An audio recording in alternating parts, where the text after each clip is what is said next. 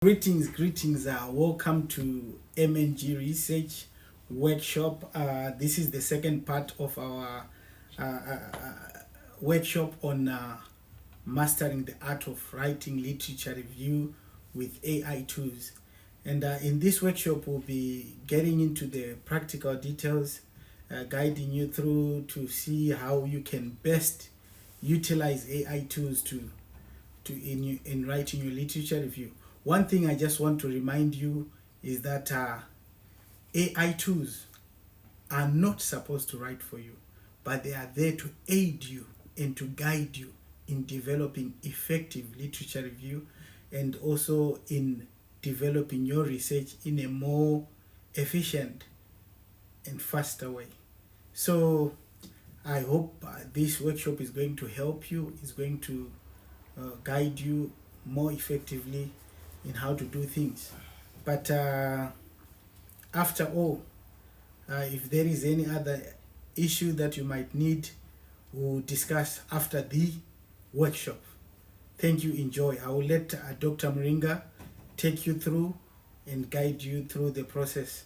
Over to you, sir. Thank you, Gilbert. In this presentation, we are looking at consensus. So consensus is one of the most used platforms by researchers. It is accredited by most institutions. And why? Because it produces credible sources and it is widely cited. So basically, consensus has a free version and it also has a subscription version where you can subscribe. For the purposes of our demonstration, I'm just going to use consensus, the free version consensus. So first things first, how consensus works. It works with the use of questions. So you need to ask questions. So remember, the purpose of this presentation is that we're developing a literature review using AI tools. So in this particular case, the questions that you have drawn from your literature review or from your proposal, those are your key research questions. Those are the questions that you need to import and enter into consensus. For example, I have a question that I'll enter here. Right, these are some of the questions that I've been searching. All right, so there is synthesize and there is copilot. So I'll explain briefly what this means. So if you enter a question, then you click synthesize, it would give you a summary of what scholars are saying about your topic, the question that you've asked. Copilot, it will give you a description of each and every researcher's findings. So my question, I'm going to paste my question here. Does election transparency influence economic growth? That's our working question, and we need to see what comes out. So I click enter. Let's see what comes out. So this is our screen, this is our home, this is our consensus page. This is what you see the moment you enter and run your query on consensus. So on top we have synthesize is still there, and copilot. We also have filters. Filters is for filter the year. Remember, literature has to be not more than 5 years old. So I've just run that option, the filter. So this is the literature that comes out. You see here it said highly cited. So it gives you the highly cited literature first, then followed by those that are also relevant. So if you click synthesize, this is what comes out. So it tells you how many papers were analyzed. It says 10 papers analyzed. So this is just a brief summary of what these papers are saying. It says these studies suggest that transparency generally promotes economic growth by enhancing innovation, efficient resource allocation, and firm performance, and by mitigating negative effects such as all-induced electoral budget cycles and political conflict, although one study notes a positive association with economic recession and development aid. So that's what come out. It gives you a brief idea of what the 10 analyzed papers are talking about. Right, on the right, it is 6 papers analyzed. 100% of them, they fit within the question, right, of the 6 papers that were analyzed. Moving forward, we have the first paper, 2016. Sometimes it does that. Remember, we've ended 2018, but here we have a paper 2016. It does that. So it's your responsibility to actually verify and check if the paper fits within your filters. If you click on the outcome or the outcome of each and every paper, it shows you the title of the paper, the author, the year, and if you click here, you have a citation. So depending on which citation you want to use, we have APA, Chicago, Harvard, and BibTeX. So normally we use Harvard.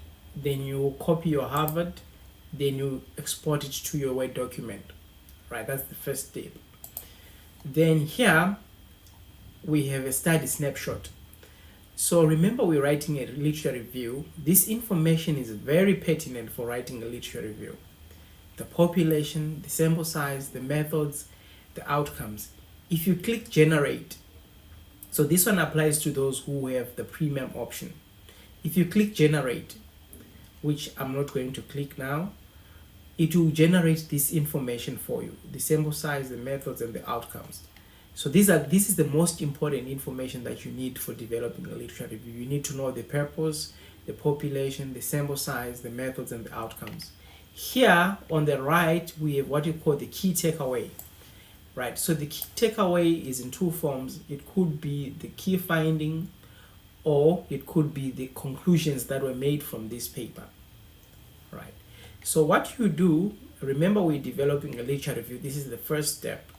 What you do here is you would copy, that is if you're fully subscribed, you would copy this whole information that shows up here, or you come here and look at the purpose of the article, you look at the population, the sample size, the methods, and an outcome, then you copy all that information. You are copying and pasting to a document. So the first thing is you copy and paste the citation. Then after you copy the citation, then you copy and paste the purpose, the population, sample, methods, and outcomes, and the key takeaways. You go back, then you go to the second study.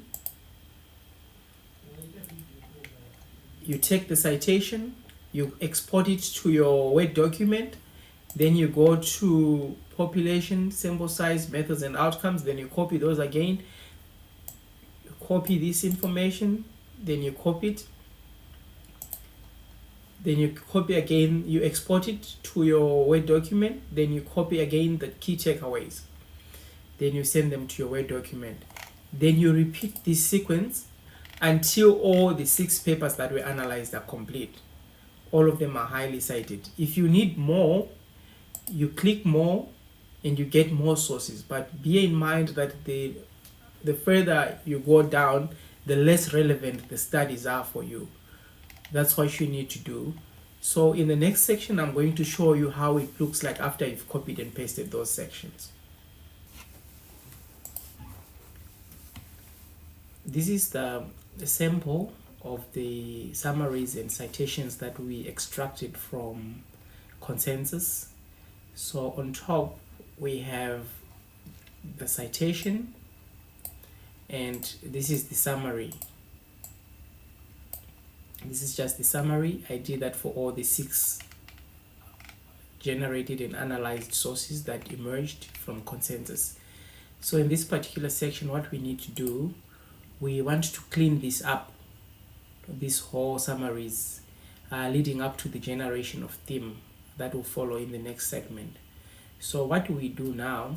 What we do is, depending on the referencing style that you use, we need to get the citation right. So this is our citation. In this particular case, we are using Harvard style. We place our source here. Then, because we're using Harvard, we need to make sure that our citation or our referencing style is at par with the Harvard style. So we remove the initials. There are not supposed to be initials in the reference, in the in-text. Then we use the and. We remove the punctuations. Then we are left with the authors and the sentence, but you would identify that still this paragraph is still dirty and it's not flowing. Things are all over the place. We do that. The citation, we need to export it to the referencing page. In academia or in writing, academic writing, we need to have a separate referencing page. So we take our whole citation, so we are citing as we write, we put it down, we clean here so that we have uniformity in terms of board of color. Then we move on to the next one, we copy, we place it on the beginning of the sentence. Harvard referencing, you clean it up, you remove punctuations, put this in the brackets, you make it uniform, you export this, the citation, to the referencing page.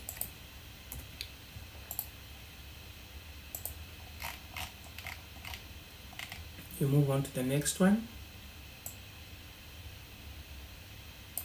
Harvard allows you to mention all these sources at the first instance, but when you mention them again, you need to use et al. In simple terms, et al. Simply refers to and others. Let's clean our reference, our citation. We use and in Harvard. We remove initials, and we are left with surnames only. You make it uniform with the rest of the text. You export the citation to the reference page.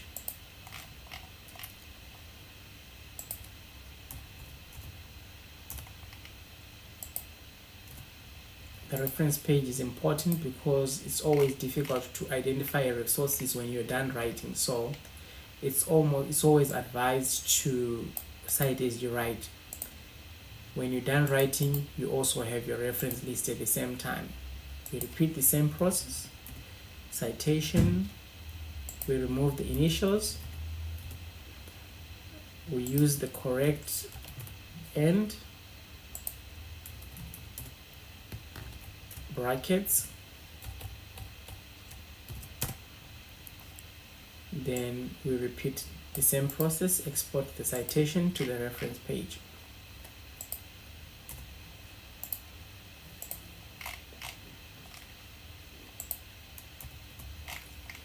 This is how the first step of your literature review looks like. It's very dirty. You can see the highlights, you can see all this, the grammar, you can see some areas are still highlighted in yellow. Yellow means the key findings, key contributions. So this, as it is, you cannot submit it. It's still very dirty and messy, and it needs to be cleaned up further. How do you now then clean it? That's where we introduce the issue of phrases that links the sentences and topic sentences. So how do we do that? We introduce another platform, which is ChatGPT.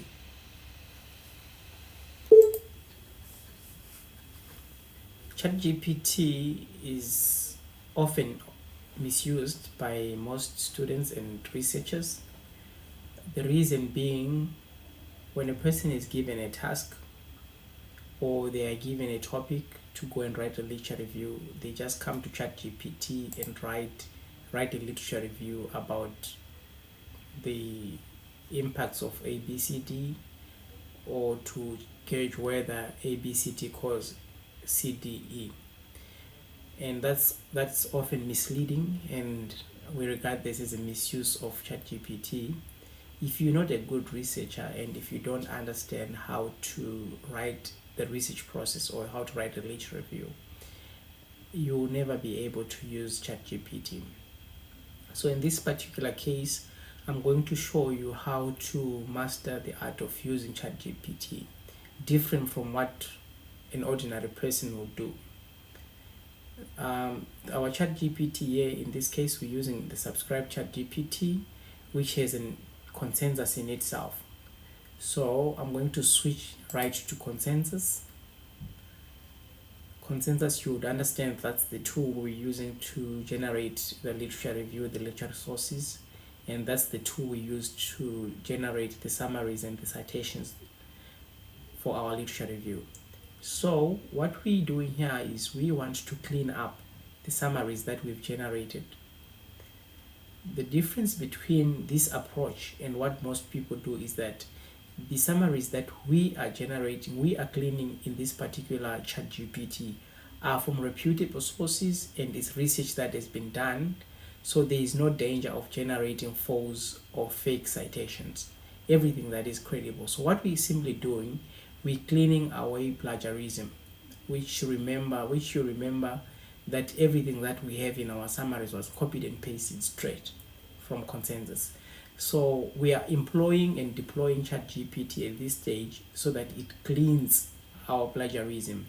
However, I emphasize that there is still a danger of AI in some plagiarism as well. So how do we clean up our summaries that we have generated in our previous section? The summaries that we've generated, what we need to do is that we need to understand the commands, the end goal. What do we need from ChatGPT consensus? What we need is that we need to have paraphrased summaries that have linking sentences and topic sentences. So that's what we do. We import our summary.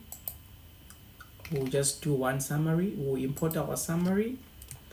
This is a dirty and an unclean summary.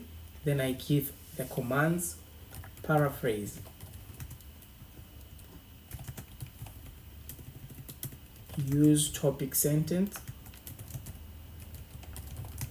and linking words.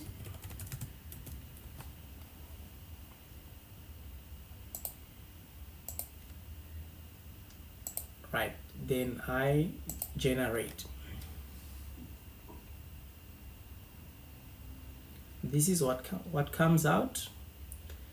If you compare what I entered on top and what comes out here, you'll find that this is a more paraphrased and more comprehensive description of what the study is talking about. As you can see from the highlighted section, this does not read right. It says Arapis and Reitano 2018. Our study spans from the year 2006 to 2012. But if you look at the regenerated section, now it has a linking sentence. The words have been changed and it reads better. So it reads Arapis and Reitano conduct an extensive study. Now you can see it reads like a literature review where somebody is actually reviewing literature that has been done by somebody else, as opposed to what we see here. It is also including the aim of the study and the findings of the study and the key takeaways that we took from consensus. Everything is included. So this literature here that we have is totally different from the literature that you just generate on ChatGPT. We enter command that generate literature about A, B, C, and D. This we are using ChatGPT simply for cleaning up relevant literature that we've already generated from credible sources. That's why I recommend the use of consensus. After consensus, you come and clean your work on ChatGPT. However, this work is still not complete. This work still needs to be rewritten and this work still needs to be paraphrased. So after this section, after you've done this, you've repeated this sequence for all your paragraphs and all your summaries and exporting them to the Word document, now you need to generate the themes.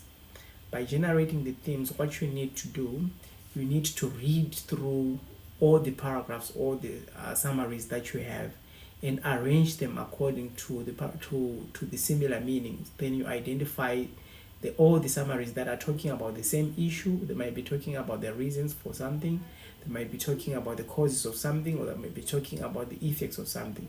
So you generate all those summaries, group them according to themes.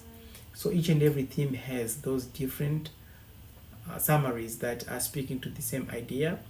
When you are done with having that summaries that are under the same theme, you need to do the final stage. The final stage, which is the synthesizing of literature. So when this literature is like this, it is still not complete. You cannot submit it to your supervisor or to whomsoever and saying, this, I've done a literature review. This is just basic, because what you're simply doing is regurgitating what other scholars are saying. You are not synthesizing what the scholars have said.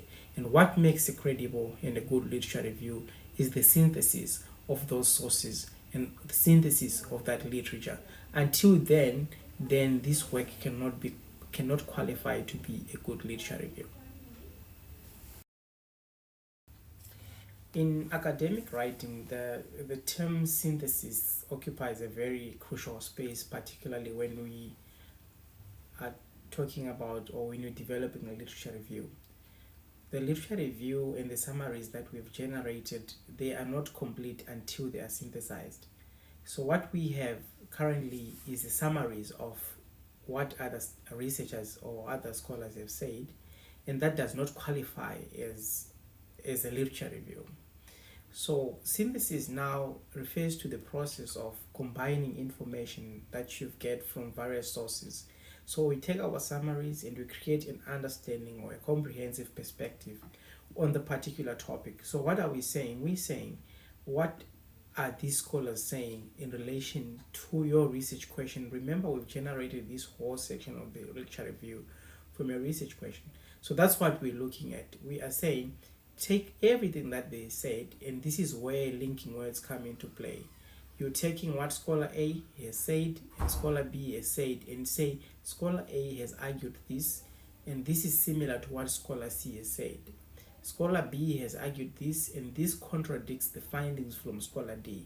That's what the synthesis is. So synthesizing goes beyond just a mere summary of individual sources like we've done by generating the summaries. Rather, what it does, it integrates the ideas to demonstrate a relationship between information and to build a comprehensive argument and discussion. Thank you guys for joining us and participating in our workshop, day number 2, Mastering the Art of Writing Literature Review Using AI Tools. We captured consensus and ChatGPT for a start. So we hope you enjoyed. I'm opening up the space and the conversation for debates and discussion and question and answers. Thank you so much.